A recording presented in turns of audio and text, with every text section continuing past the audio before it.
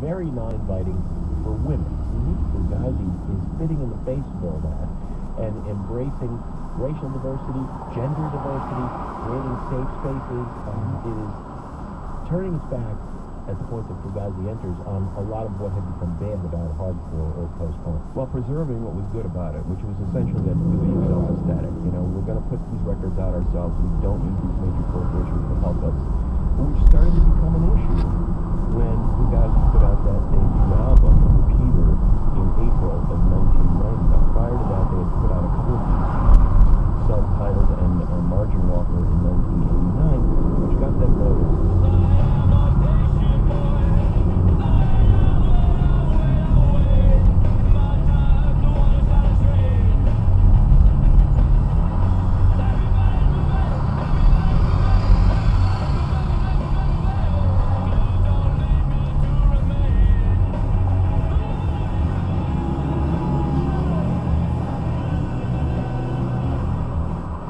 The band built around Ian MacKaye, as well as Brendan Canty and Guy Picciotto from Rites of Spring, and then the bassist was Joe Lally.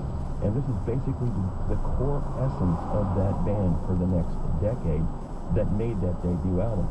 I think, Jim, the key to Repeater, this debut album that came out in 1990 by Fugazi, was the way MacKaye he was initially the guy in that band. He was writing the songs, singing the vocals. The band was basically, he's the biggest name in DC punk, and it's his band. Underground icon. Right. But he puts his foot down. This is going to be democracy. Right. This is for equal people. We told people on the flyers, you can't put X Minor Threat in the flyer. You know, or if you do, you have to put X Minor Threat, X Rites of Spring, X Pitbull, which is Joe's band. You know, or if you put my name, you put everybody else's name. The idea was so that we could become a band and to grow it that way. That was really important, and he picked up the guitar around 1989-90 and started contributing to the music, not only as a vocalist, but as a songwriter and as a guitar player. We did the first show with the three-piece. We had been trying to get Guy to come into the band, but he was really reticent because he didn't see a place for himself. So we kept saying, like, well, you can do anything you want. Like, the original idea for Fugazi was that it was sort of an open, we would just have different guest musicians all the time. I was just trying to make something that was going to be peculiar. And so we were trying to get Guy to do stuff. Our next couple shows, he would roadie for us. And, you know, I said, just sing backups, do anything. So he started singing backups. He was in the crowd, then he was on the side of the stage, and then he starts to move, you know, he's singing backups and he's a lead, and just continues to develop that way. I think that's when the Fugazi sound really took shape, and I think that's what's the essence of Repeater. All these songs were written with two guitars. And that was starting in January of 89. And we just, as soon as he started playing guitar, it just was an attempt for him to bring in these ideas, and with the two guitars, it just was like, I think everyone just, somebody finally gave it fully part of the operation.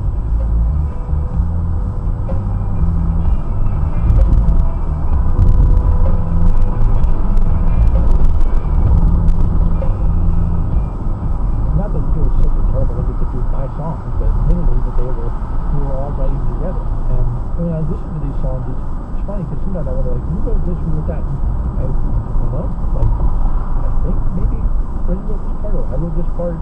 I remember certain things about this song, but it was really just the fact that four of us were playing music together. We were off to the races. Yeah. And this record really was a reflection of that change in the scene.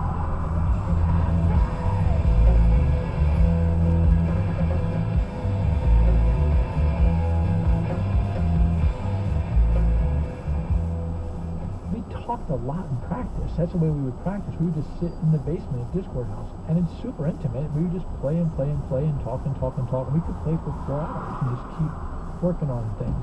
I would still bring in these songs, but eventually everything was instrumental. We wrote instrumentals. We were instrumental bands. And then I used to listen to lyrics.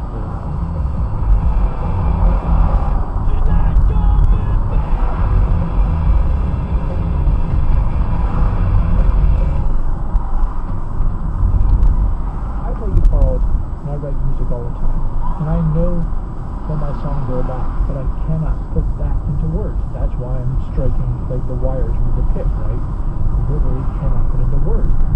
Once a song, I have a song sort of arranged, then I want to present to other people.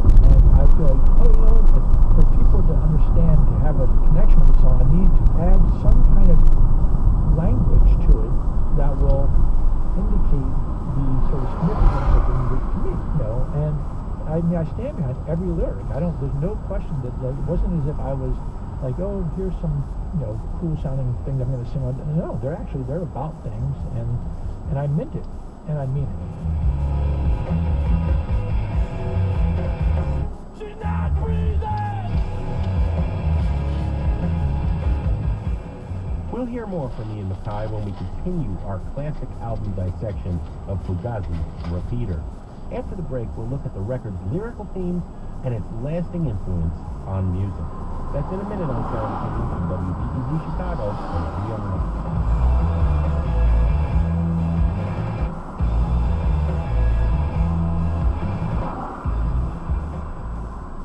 Brexit has roiled UK politics, the economy, and even personal relationships.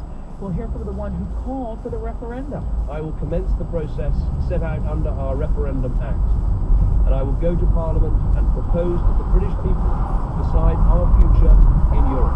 Former Prime Minister David Cameron on his new book and that decision on the next All Things Considered from NPR News.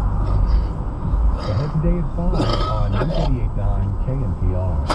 Support for Nevada Public Radio comes from Bellagio Gallery of Fine Art, presenting Yasuaki Onishi's Permeating Landscape, an exhibition with large-scale art installations that reinterpret principal elements of sculpture, on view through October 27th. Information at bellagio.com/VGF.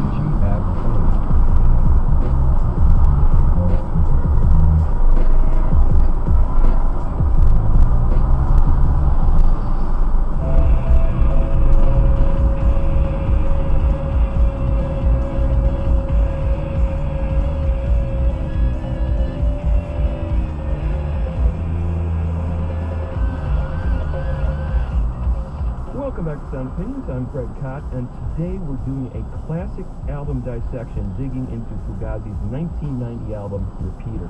Each of us want to highlight a song and talk about what excited us musically in that tune, and then also thematically. But the music first, since we were just talking about that. I think you can't do better, Greg, to illustrate what was special about this band musically than to go to the title track.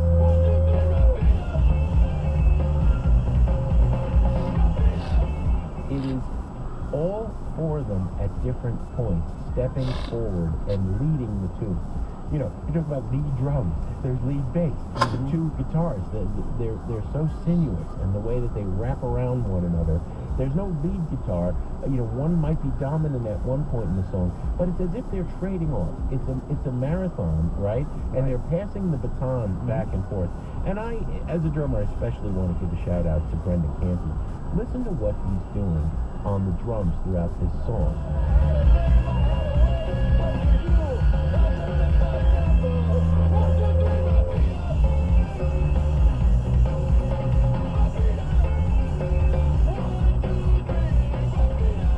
They're super melodic. They're propelling the tune. It reminds me, you know, Repeater is a nod in one way to Revolver. You know, they were taking the name from the Beatles, their best album, in my opinion. The Beatles album is Revolver, and we're going to do Repeater, and then there's also the notion of both being a gun, and that comes up in the lyrics later. But anyway, right before the Beatles put out Revolver was that wonderful song, Rain.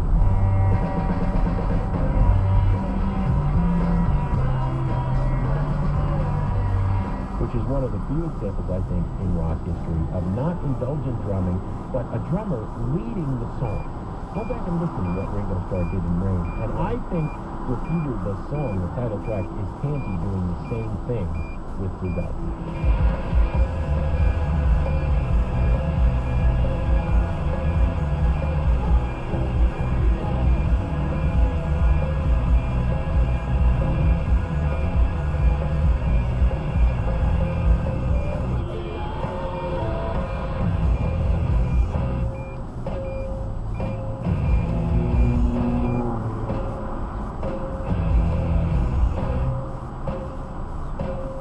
I love that. It's essentially one long drum roll, but it's never shown.